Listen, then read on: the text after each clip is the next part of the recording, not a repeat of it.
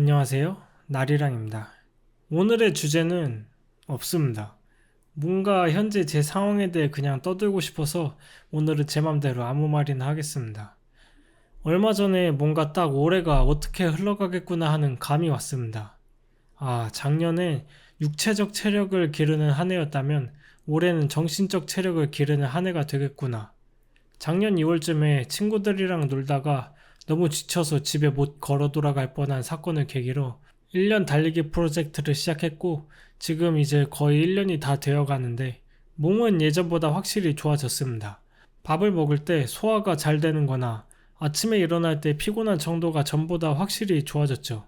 근데 저는 제 스스로 이런 생각을 놓지 못했습니다. 난 약하다. 뭔가 제가 저한테 계속 리미트를 거는 느낌이 없잖아 있습니다. 심장마비 이후로 건강이 안 좋아졌는데 그 당시에 제가 그걸 가스라이팅 때문에 전혀 인지하지 못해서 맨날 쓰러지면서 회사를 안 관두고 계속 일했거든요. 그때 살라고 운동했던 게 나중에 운동 트라우마가 되기도 했고 또 안 좋은 상태에서 무리하다 보니 건강이 엄청 무너지기도 했고요. 그날의 실수를 반복하지 않기 위해 필요 이상으로 최면을 거는 느낌이 있습니다. 난 약해. 난 쉬어야 해. 근데 실제로 좋은 편은 아니라고 생각합니다. 제 친구들을 보거나 과거의 저를 비교하며 약한 편에 속한다고 생각하긴 하는데 그렇다고 바닥을 치는 정도는 아니거든요. 1년 달리기 프로젝트를 하면서 그래도 기초적인 체력이 어느 정도 생겼기 때문에 제 생각만큼 약한 상태는 아닌데 과거를 반복하기 싫어서 저는 자꾸 제 정신적인 장벽을 만들어 넘지 못하고 있었습니다. 근데 그게 내 페이스에 맞게 가는 건지 아니면 스스로 만든 벽인 건지 분간이 애매해 저는 그냥 내 페이스라고 믿고 있었죠. 근데 작년 말부터 뭔가 조금 흐름이 이상해집니다. 제가 다니는 회사에서 자꾸 제가 새롭게 할 일이 생겨요. 누가 시킨 건 아닌데 부족한 부분이 자꾸 보여서 보강하다 보니까 자꾸 새로운 분야에 손이 뻗치고 있는 거죠. 그래서 어쨌든 지금은 마케팅을 하게 되었습니다. 그 이전 일들은 스스로 알아내서 할 만한 일들이었는데 이번 일은 뭔가 정답이 정해져 있는 일이 아니다 보니까 남에게 도움을 받아야겠더라고요. 근데 저는 새로운 사람 만나는 걸 안 좋아합니다. 과거 대인기피증 후유증일 수도 있겠지만 사람 만나는 것도 사실 에너지를 소모하는 일이잖아요. 근데 저는 새로운 사람을 만날 때 다른 일들보다 더 큰 에너지를 써야 되는 사람이라 좀 외부 활동을 자제하는 편인데 남의 도움을 받으려면 어쩔 수 없이 새로운 사람을 만나야 하니까 아주 미치겠습니다. 근데 마케팅을 혼자 조금씩 해보는데 결과값이 안 좋고 어떻게 해야 할지 모르겠는 지금 상황도 미치겠습니다. 근데 후자가 좀 더 미치겠어서 결국 마케팅 교육을 신청하려는 상황입니다. 왜 이렇게 제 현재 얘기를 막 했냐면 전 지금 딱히 성장을 바라지 않습니다. 20대 초반에 워낙 이상한 사람 많이 만나고 하면서 상처도 많이 받고 또 상처 받은 만큼 성장했죠. 그 당시에는 힘들었지만 돌아보면 참 고마운 일인 건 맞습니다. 근데 힘들어요. 솔직히 내 나이 때 이 정도면 되지 않나?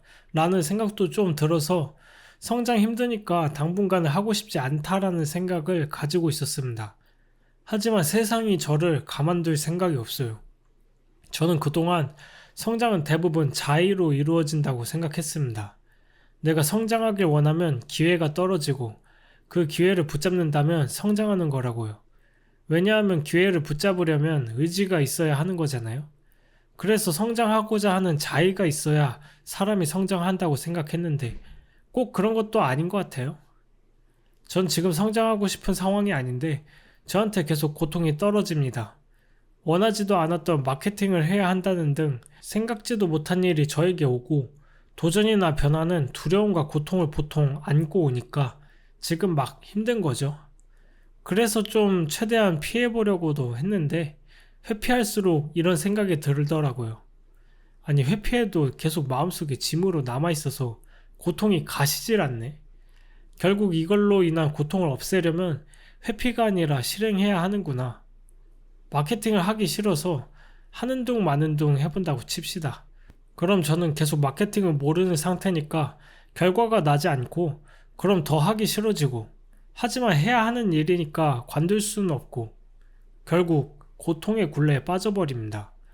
하지만 공부해서 마케팅을 할 줄 알게 된다면 처음 배우고 시행착오를 겪을 땐 힘들겠지만 결국 노하우가 잡히면서 결과도 따라오고 성취와 함께 즐거움을 얻을 수 있는 거 아닙니까?